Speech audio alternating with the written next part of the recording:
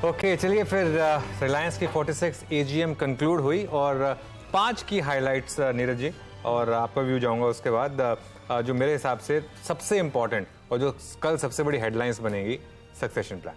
Correct. सबसे important वो है मुकेश धीरूभाई अंबानी 5 साल तक चेयरमैन रहेंगे और अगले 5 साल वो ग्रूम करेंगे ईशा अंबानी, अनंत अंबानी और आकाश अंबानी, तीनों को बोर्ड में शामिल किया गया। और जैसा मुकेश अंबानी कह रहे थे, उनको वो दिन याद आ गया जब वो 20 साल के थे और उनको बोर्ड में धीरू भाई ने इंडक्ट किया था। और तो ये पहली की हेडलाइन। और नीता अंबानी बोर्ड से स्टेप डाउन कर रही हैं, लेकिन बोर्ड मीटिंग्स में वो परमानेंट इन्वाइटी के तौर पर रहेंगी। और ये सबसे इम्पोर्टेंट बिजनेस के हिसाब से जियो एयर फाइबर इसको लॉन्च किया जाएगा गणेश चतुर्थी के दिन, ना तो ऑस्पिशियस डे चुना है उन्होंने। ये दूसरी बड़ी हेडलाइन। तीसरी बड़ी हेडलाइन थी रिलायंस रिटेल को लेकर, जिसमें उन्होंने कहा है कि 25 करोड़ का एक उनका कस्टमर बेस इस समय बन चुका है, तो ये एक बहुत बड़ा नंबर रिलायंस रिटेल के लिए। चौथी बड़ी हाईलाइट जियो फाइनेंशियल सर्विसेज को लेकर, जहां पर ऑलरेडी एक अनाउंसमेंट आ चुकी है ब्लैक रॉक के साथ, और आगे इंश्योरेंस स्पेस में लेकर और बाकी स्पेस में लेकर बड़ी डेवलपमेंट्स आएंगी, ये एक बात कही गई है।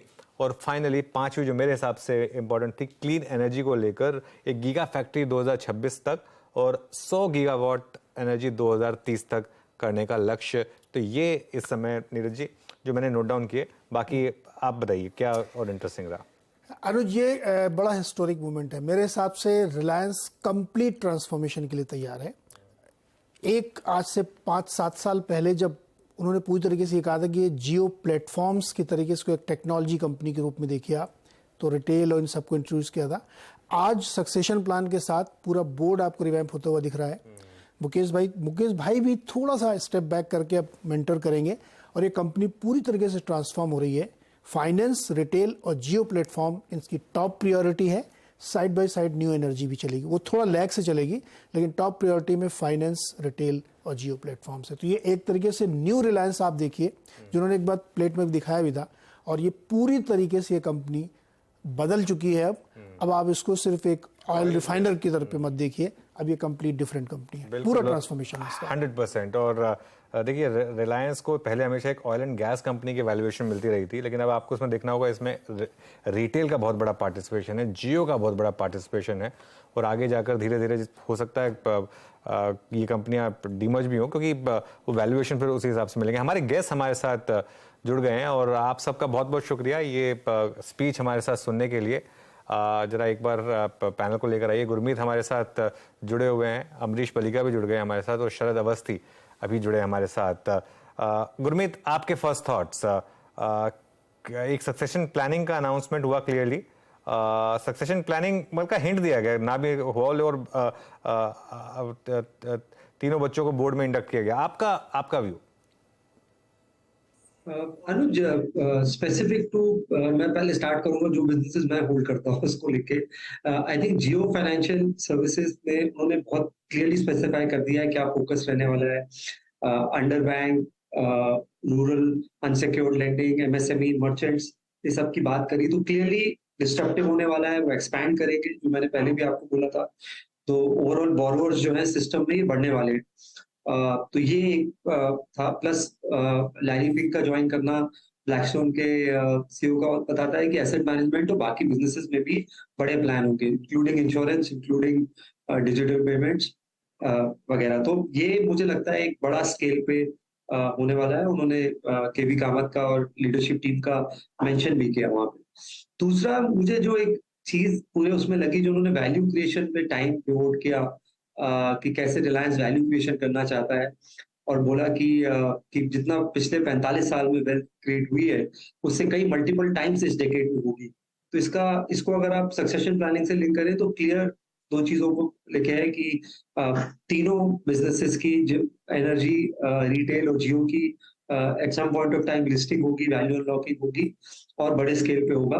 दूसरा, जियो को एक बहुत बड़ा ग्लोबल ब्रांड बनाना चाहते हैं। और अनुज, आप देखिए किसी भी कंपनी ने जिसने $1 ट्रिलियन क्लब में एंटर किया है ग्लोबली, वो एक स्ट्रॉन्ग ब्रांड से करते हैं। चाहे आप कोई भी बिग टेक कंपनीज लीजिए, एप्पल लीजिए, गूगल लीजिए, जितने भी बिग टेक कंपनीज है, एक स्ट्रॉन्ग ब्रांड है।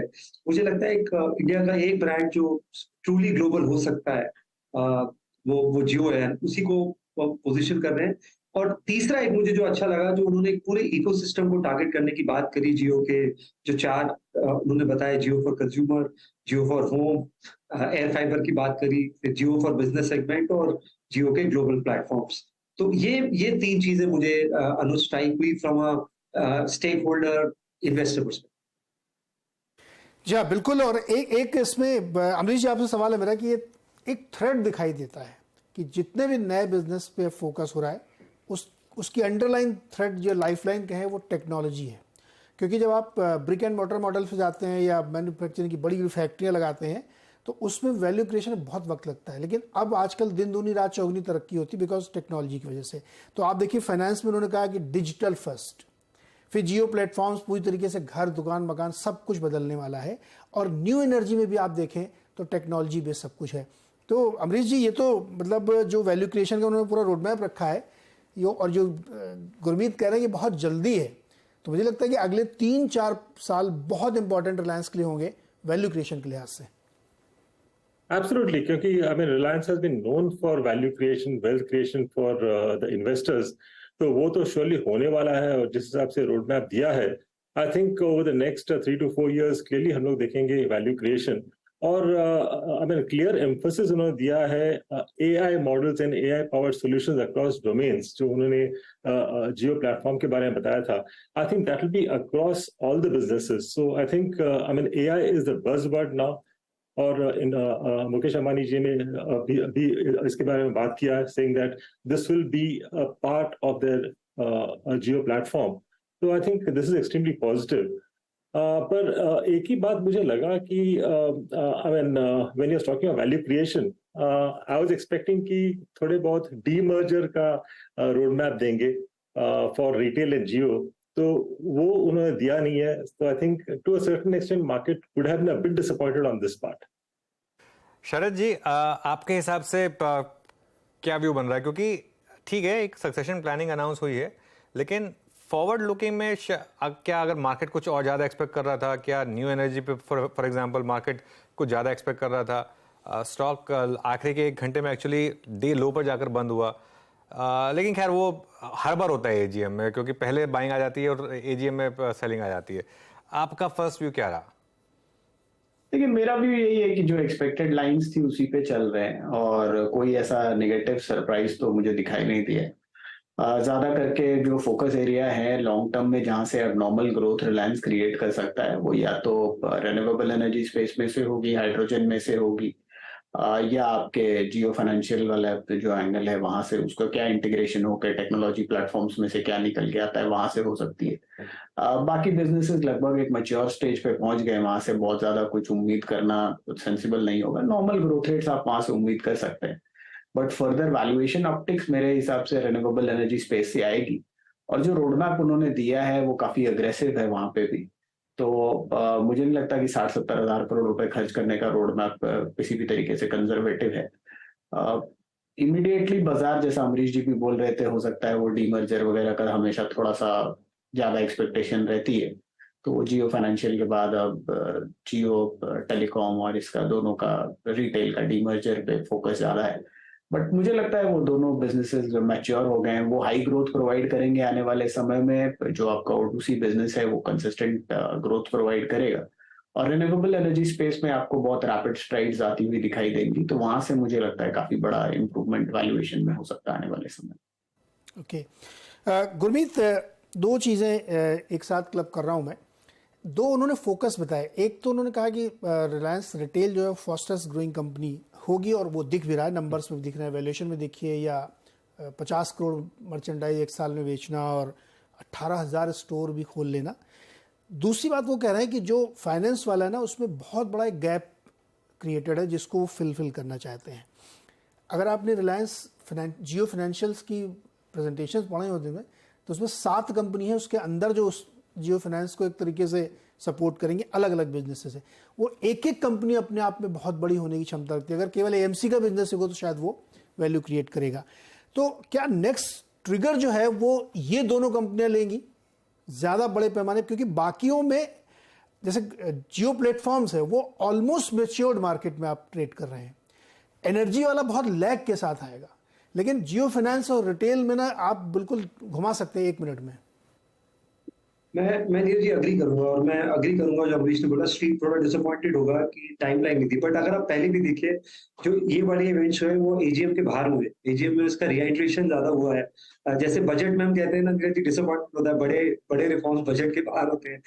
तो जरूरी नहीं है कि एजीएम में ही सारा आए, बट स्ट्रीट अगर टाइमलाइन देते कि हम 2025-26 तक प्लान कर रहे हैं, तो आई थिंक उस स्ट्रीट को अच्छा लगता। 3 चीजें मुझे जो मुझे लगता है जो स्ट्राइक हुई, एक उन्होंने जो केपेक्स है वो 75,000 करोड़ ही बोला, बहुत ज्यादा हैवी अमाउंट का केपेक्स नहीं रिहाइड्रेट किया। वो एक आई थिंक पॉजिटिव डेवलपमेंट है।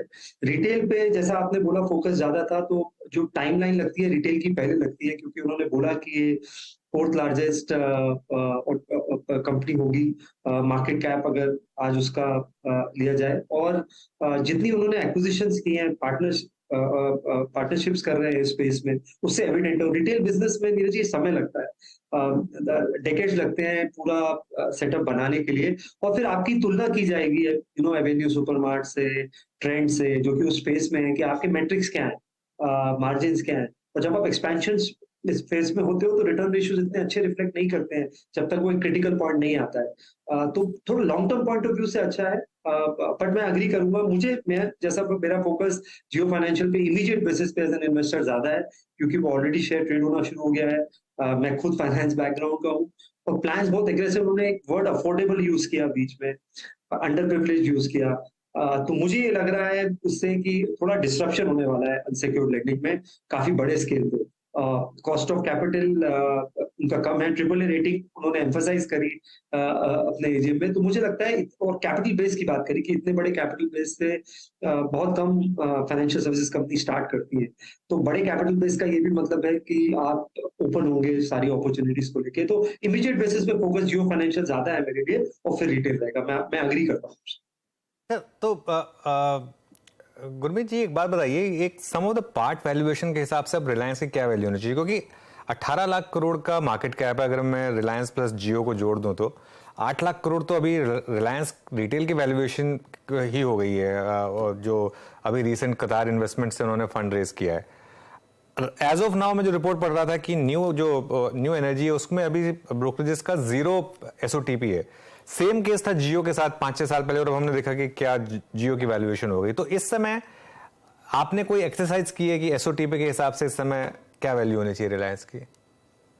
अनुज, हम टारगेट प्राइस नहीं निकालते हैं कभी स्टॉक का, बट जैसा आपने बोला 120-125 बिलियन डॉलर जियो प्लेटफॉर्म्स का वैल्यूएशन है, रिलायंस रिटेल $100 बिलियन वैल्यूएशन है। तो एनर्जी बिजनेस बेसिकली फ्री है बिजनेस में, बट आप होल्डिंग कंपनी डिस्काउंट लगाते हैं 20-30% का, तो क्लियरली अंडर वैल्यूड है एनर्जी बिजनेस, जो कि अभी 52-53% एबिटा कंट्रीब्यूट करता है। वो फीचर नहीं कर रहा है वैल्यूएशन पे। और मुकेश अंबानी ने एक बात जब वो वैल्यू क्रिएशन की बात करी तो बोला कि उनका मल्टीप्लिकेशन जो वैल्यू क्रिएशन होगा, और एबिटा वर्ड पे फोकस किया कि कैसे एबिटा एक्सपैंड होगा और इंडस्ट्री लीडिंग मार्जिन होंगे। तो मेरा ये मानना है कि जो बड़ा ट्रिगर जो रिलायंस में आएगा वो रिटेल और एनर्जी में अगर कोई स्ट्रेटेजिक पार्टनर आता है उससे आएगा, और उससे जैसे रेटिंग पहले हुई थी जब वो 800 जब 1000 के लेवल से 2000 प्लस हुआ था। तो एनर्जी बिजनेस की मोनेटाइजेशन से थोड़ा मूवमेंट आना चाहिए रिलायंस में। इंडिविजुअली अगर मैं अभी देखूंगा तो मैं मेरी फोकस जियो फाइनेंशियल सर्विसेज ज्यादा होगी, बट अगर मैं एक फिगर दूं तो मेरे हिसाब से एटलीस्ट 30-35% अंडर वैल्यूड है करंट प्राइस। ओके। अच्छा शरद जी, एक चीज़ समझाइए कि मुकेश जी ने कहा कि वो 5 साल तक चेयरमैन रहेंगे, और इस दौरान उन्होंने अपने लिए 3 काम सोचे हैं। एक तो वो पूरे सिस्टम को ग्रूम करेंगे, और दूसरा जो उनके तीनों बच्चे हैं उनको वो मेंटर करेंगे, और इसकी टाइमलाइन 5 साल है। तो ये एक्सपेक्टेशन रखना एकदम वाजिब होगा क्या कि जितने भी ये बिजनेसेस हम बात कर रहे हैं, 4 खास तौर पे, मैं पुराना O2C छोड़ देता हूँ अभी, ये जो 4 नए बिजनेस हैं ये नियर मेच्योरिटी पे 3 साल के अंदर पहुंचते हुए दिखें कभी, तभी तो हैंड ओवर करके वहां से जाएंगे। जी बिल्कुल, मोर और लेस मेरा ये मानना है कि रिटेल मोर और लेस मैच्योर हो गया है। इन टर्म्स ऑफ नंबर्स हो सकता है आपको टाइम लगे, बट जो कैपेक्स और फुटफॉल स्पेस जो स्क्वायर फीट एरिया उनको जमा करना था उसमें मेजर पार्ट ऑफ काम हो गया है। और एक बार ही आप इतना बड़ा स्केल एस्टैब्लिश कर लें तो उसके बाद उस पर और परकोलेट करने में इतनी दिक्कत नहीं आती, क्योंकि जो एडिशनल आप स्क्वायर फुट एरिया एक्वायर कर रहे हैं वो इतना मटेरियल नहीं होता विजावी एग्जिस्टिंग की वो एग्जिस्टिंग ऑपरेशंस को बहुत ज्यादा नुकसान पहुंचाए। सिमिलरली मुझे लगता है फाइनेंशियल में मैं हमेशा से मान रहा हूँ कि आने वाले समय में बहुत रैपिड ग्रोथ आ सकती है। जैसा खुद उन्होंने भी कहा कि इतने बड़े बैलेंस शीट साइज के संग बहुत कम या कोई नई शायद एनबीएफसी आती है तो, और ब्लैक रॉक के संग टाई अप है ही है एमसी वाले सेगमेंट में, इसके अलावा इंश्योरेंस ब्रोकिंग वगैरह और डेटाबेस वगैरह उनके पास तैयार है, टेक्नोलॉजी पे कंपनी हमेशा से काम कर रही है।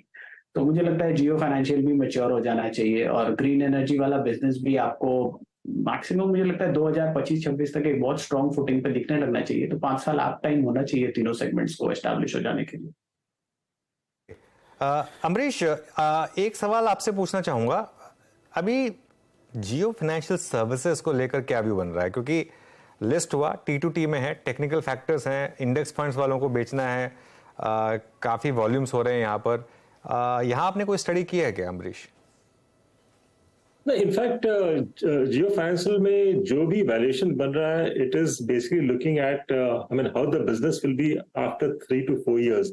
क्योंकि अभी देखें तो ज्यादा कुछ है ही नहीं, पर जो expected है from Jio Financial that they will be the disruptors in the financial market. जो Bajaj Finance ने किया था last 10 साल में, I think we should see that from Jio Financial over the next 4 to 5 years. क्योंकि उनके पास जो भी ingredient जरूरत है सब कुछ है, right from deep pockets to excellent promoters, plus they have the data, they have the technology, और the sort of reach. क्योंकि जो जियो टेलीकॉम से रीच मिल रहा है उनको, जो रिटेल से उनको रीच मिल रहा है, आई थिंक दैट्स सुपर। तो मुझे लगता है कि द अदर एनबीएफसीज का valuation I think will get affected because of Jio financial, and I will not be surprise कि ये एक शायद मल्टी बैगर भी बन सकता है if you talking the next 4 to 5 years। 4 to 5 years में मल्टी बैगर हो सकता है। गुरमीत जी, मल्टी बैगर जियो फाइनेंस?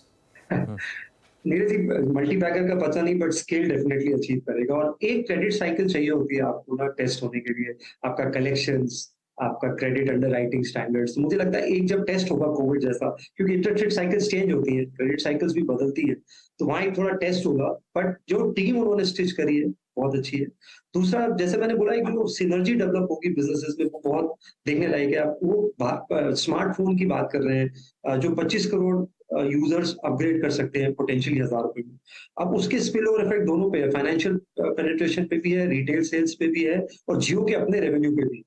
तो वो जो सिनर्जी आएगी उसका भी इम्पैक्ट पड़ेगा जियो फाइनेंशियल पे, पेनिट्रेशन में, और रिटेल के सेल्स में। पूरा सेल्स फनल है कि जब आप किसी को स्मार्टफोन में मूव करते हैं तो आप सॉफ्टवेयर एप्लीकेशन पार्टनरशिप से भी पैसे कमाते हैं। जो भी आप स्मार्टफोन पे फीचर करेंगे, आप अपने इकोसिस्टम पे पैसा कमाएंगे, चाहे जियो सिनेमा है, सावन है, और भी जो जियो के अपने प्लेटफॉर्म्स है। तो मुझे लगता है हमें इस बिजनेस को थोड़ा सा और डेप्थ में जाके एक सेल्स फनल की तरह देखना पड़ेगा कि कितने बिजनेस उससे बेनिफिट होंगे। और मेरी नजर, क्योंकि अनुज ने रिलायंस के शेयर की भी बात करी जियो फाइनेंस के साथ, वो एक ट्रिगर और जो होगा वो जियो का रेवेन्यू होगा। जो उन्होंने नंबर की बात करी 1,19,000 करोड़ की, वो नंबर कैसे कैसे उसका फनल बढ़ता जाएगा, क्योंकि हम वायरलेस की भी बात कर रहे हैं, ब्रॉडबैंड में कैसे लास्ट माइल कनेक्टिविटी बढ़ाएंगे। 15,000 कनेक्शन से कह रहे हैं 1.5 लाख कनेक्शन करेंगे पर डे। तो ये सेल्स फनल पे भी मेरा थोड़ा सा फोकस रहेगा, और उसके बेनिफिट क्या होंगे बाकी बिजनेसेस। बिल्कुल इंटरेस्टिंग है, और इस एजीएम में बहुत कुछ हम लोगों ने सुना, नई चीज़ें आई हैं और बहुत सारी चीज़ें आपकी स्क्रीन पे लिखी हुई हैं। अनुज, रिलायंस एग्जीक्यूशन के मामले में और वॉक द टॉक, कोई डाउट नहीं है। एब्सोल्युटली। तो इसलिए मैंने ये बड़ा लोडेड क्वेश्चन पूछा था कि 5 साल में वो कह रहे हैं कि हमको सब कुछ मेंटर कर देना है। तो नेक्स्ट 3 इयर्स में एक बहुत बड़ी पिक्चर आपको रिलायंस में प्ले होते हुए दिखेगी सारे बिजनेसेस में। और विद इन, मतलब 3 साल से बहुत आगे समय ले रहा हूँ मैं, मुझे लगता है नेक्स्ट 1 ईयर में आपको ये दोनों कंपनियां अलग से लिस्ट होती हुई दिखेंगी, जियो और रिटेल। बिल्कुल, रोड मैप बहुत क्लियर है एकदम, और एकदम जैसा आपने कहा। और Reliance believes in doing things grand. जो मुंबई में रहते हैं उन्हें बीके से जाकर ये देखना चाहिए, एक्चुअली समझ में आ जाएगा कि हम क्या बात कहने की कोशिश कर रहे हैं। और मतलब एक सोच, कई लोगों की सोच जहाँ खत्म होती है वहाँ रिलायंस की सोच शुरू होती है। तो बिल्कुल आपकी बात से सहमत हूं मैं नीरज जी। बस एक चीज़, स्टैंडर्ड डिस्क्लेमर, ये जो चैनल आप देख रहे हैं CNBC आवाज़, इसकी ओनरशिप और मैनेजमेंट कंट्रोल रिलायंस के पास है, तो इस डिस्क्लेमर के साथ शो को खत्म करते हैं। बिल्कुल, बहुत बहुत शुक्रिया सारे मेहमानों का हमारे साथ जुड़ने के लिए। अमरीत जी, शरद जी और गुरमीत, बहुत शुक्रिया हमारे साथ जुड़ने के लिए और एनालिसिस करने के लिए। छोटा सा ब्रेक के बाद भी खबरों का सिलसिला जारी रहेगा।